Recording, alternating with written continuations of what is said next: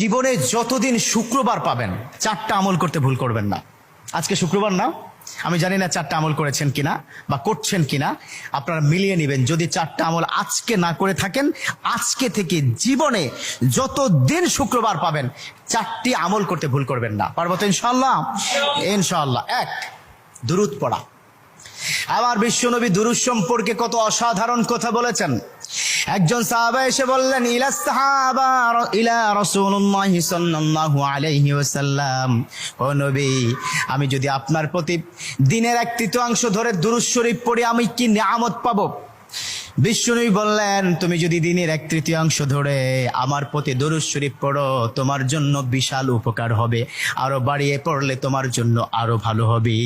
সাহাবা মহা খুশি হয়ে গেলেন, ইয়া রাসূলুল্লাহ, আমি দিনের অর্ধেক সময় জুড়ে যদি আপনার প্রতি দুরূদ শরীফ পড়ি তাহলে কি হবে? বিশ্বনবী বললেন, এটা বিশাল শুভ